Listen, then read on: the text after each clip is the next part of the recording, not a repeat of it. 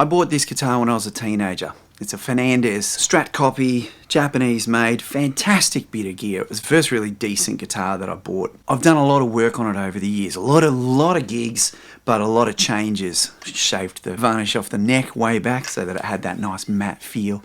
Put some EMGs in it at some point. It's had every brand of pickups in it. Changed out the trim. It always had a locking trim. And I was right into Van Halen as a teen when I first got this thing, and just dive bombs from dusk till dawn. But at some stage I got sick of that. I got into jazz fusion and I wanted to hear the tones of the guitar. I don't know why I thought EMGs would do that. They're lovely, but they kind of have their own thing going on. But I took off the locking nut and I just put a nice little carbon one in here, and I bolted the trim down.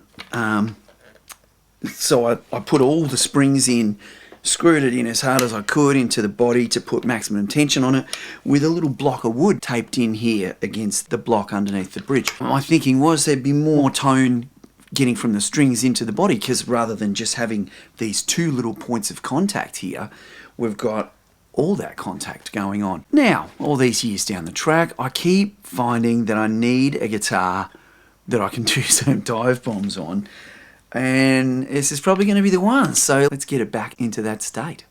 So I'll start by loosening these screws out a bit. What are you doing, love? I need someone to tie up my dancing shoe because Courtney and me are doing dance class together. Where's your other dancing shoe? I'll show you. Okay. And I might even take a couple of the springs out. Oh, that feels really loose. You. All right, we'll get this block of wood out.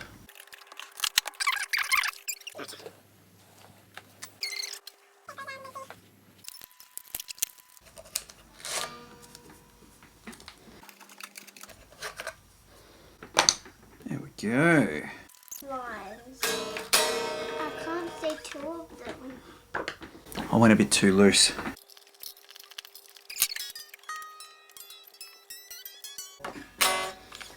Oh, sorry, love.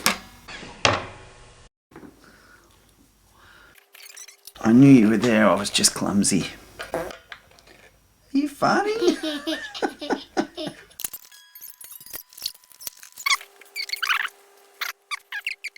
There you go. Go dance with Corny. Okay, that looks pretty good. I've got the bridge pretty kind of parallel to the body. I could probably tighten it a bit more. I could probably do with 4 springs, but I want it to feel a bit bouncy. I didn't mention before, but this guitar I had signed back in the days when I did a lot of support gigs with a band I was in. Up here, it's nearly worn off, but that's signed by Australia's Kate Sobrano, one of the greatest vocalists this country has ever produced. And this down the bottom, believe it or not, Susie Quattro. Yep. Alright, that's good. I'm going to go with that for now. Found the Whammy bar out in the shed in a bag of old guitar bits and pieces. So now that I've got the strings up to tension, I need to detune them again to replace the locking, put the locking nut back on. I got a bit excited, got a bit ahead of myself. Now what I always used to do when slackening off the strings is chuck a nice thick pick or two under the back of the bridge there, the floating bridge, so that the springs don't pull it into the face of the guitar and completely damage the paintwork. Not that there's many undamaged spots on this one. Just use a little block of wood or something to knock the nut. Normally they're just glued in with a bit of light acrid here or something.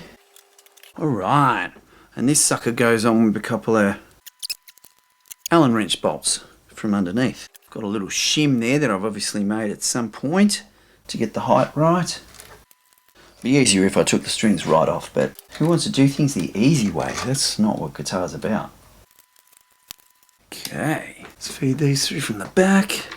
Couple of holes in here. I guess I'm going to have to find a little Allen wrench to fit these.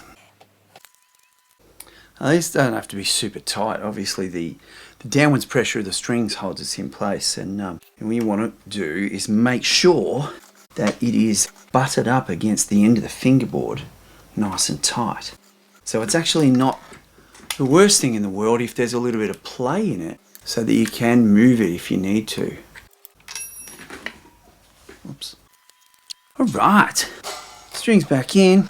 Still got my little locking nuts. This was it's a Headcrasher unit. I can't remember what made me get that back in the day. I didn't particularly love Carlas or Kaylas, however we want to pronounce that. I was a Floyd Rose fella, and this is the style of a Floyd Rose. Probably Japanese made, I don't know, I can't remember. Alright, I'm just putting these in finger tight at the moment because obviously I haven't tuned it back up.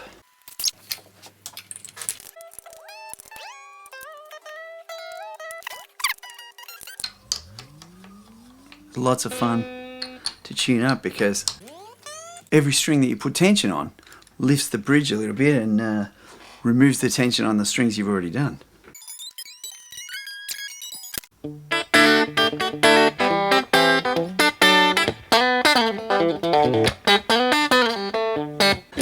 Name the tune.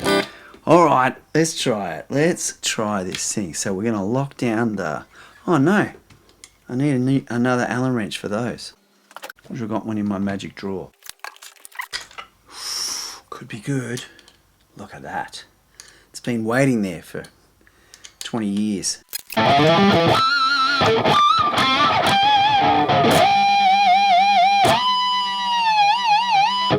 need to... I've got to get that a little bit tighter. There's a little bit of play in there that I don't particularly love. Well,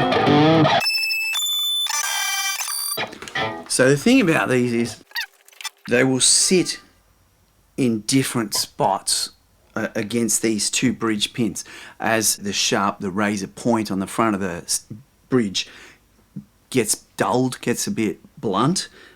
So when they're brand new, they'll sit in one very specific place. But yeah, now it's very old and worn. It's done a lot of dive bombs. So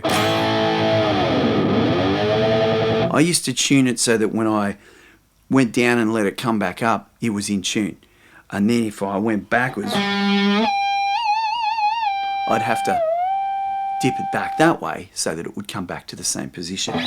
So yeah, I need to play with it too.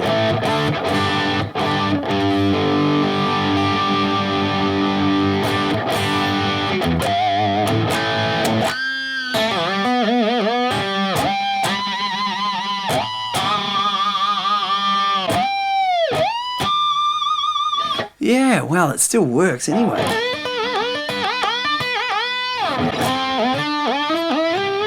What was that Randy Rhoads one?